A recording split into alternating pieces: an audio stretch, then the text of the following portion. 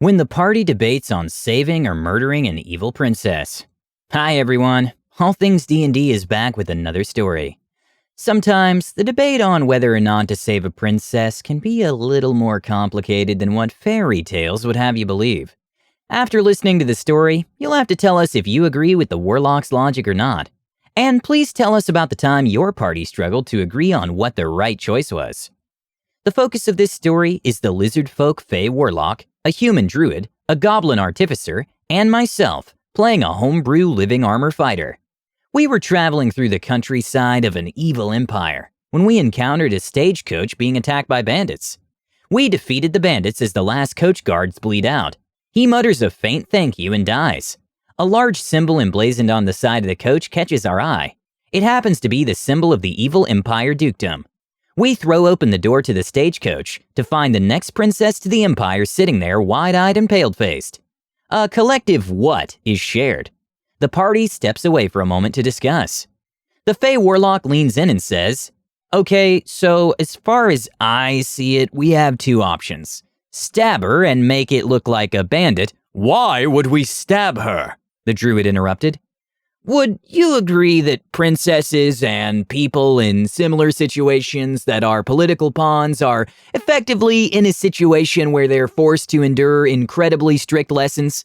Daily lessons that border on torture by instructors so they don't do anything shameful as queen and make their house look bad?" the warlock explained. "I guess."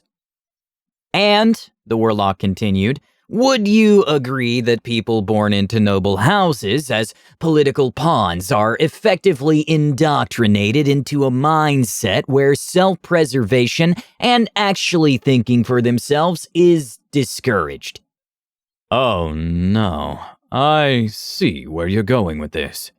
"So if we end her life quickly, not only will we be putting her out of her misery, but will also harm the evil empire slightly," he said matter-of-factly.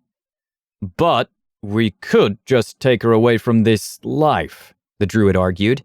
"But what if she still holds those values and betrays us later? Also, she probably doesn't know how to do anything that could be useful to us and would be dead weight." "But we can't just kill her!" the druid shouted, probably loud enough for the princess hiding in the stagecoach to hear. The warlock and druid are too busy arguing to notice me walk over and give her a warm blanket before checking to see if she has any wounds. A single grateful tear runs down her cheek. She apparently could hear the whole murder her debate going on. The warlock's player face-palmed. "Yeah, I say we don't kill her," I said. The warlock groaned. "Fine, but I'm not using any of my gold or food on her." A few sessions later, she has one level in fighter, and the warlock goes back on his word and spends some money to buy her a hand axe. After saving the princess, who we're calling Sarah because that's her name, we arrive at an independently governed town. Since our arrival, Sarah has become incredibly distant to the whole party. In an attempt to get her to warm up to the group, I was told to train her to be a fighter. We decided on fighter because teaching someone swish, swish, stab, stab is a lot faster than teaching them magic. We stay in the town for a few days and decide to look for work. Pinned to a job board is a low CR hunting quest for training, and posted conveniently right next to it is a reward for anyone who can find information about people disappearing in the night. Definitely bait by the DM. We decide not to take any chances and keep our goblin artificer, who runs around in a miniature mech, on watch that night at the inn. In the middle of the night, someone enters quietly through the window. They don't notice the artificer because his mech isn't powered on. In a whir of cogs and a blast of pistons, the artificer's mech powers on, and he pummels the intruder. Before we can interrogate him, we hear rustling in the bushes and see a figure run. We make a split-second decision for the artificer to stay behind and watch Sarah and the prisoner, and we chase the figure sprinting away. Looming over the prisoner, the artificer's face splits into a grin. "Listen, lad, the lady over there joined our company a few days ago, and I would hate to make a bad impression on her." A small gout of flame spits out of the end of his flamethrower. The prisoner barked out a laugh. "You idiots. Your friends are going to our Imperial-sponsored raid camp. There are dozens of us, and we were trained by the Empire. Your friends don't stand a chance." Out of character, we realize we're running into an enemy camp full of trained bandits, and one of our tanks and AoE damage dealers is missing. We're right on the bandit's heels as he enters the large cave that is the bandit's camp. He starts shouting wildly, and around 25 bandits with weapons drawn begin to surround us. They don't waste any time, and we are rolling initiative.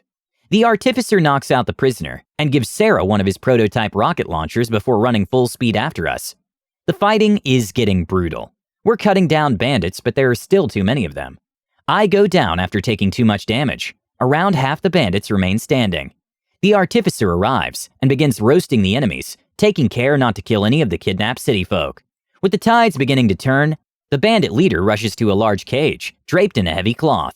The party is busy taking out the remaining bandits, and the warlock misses the bandit leader with an eldritch blast. The DM grins suspiciously.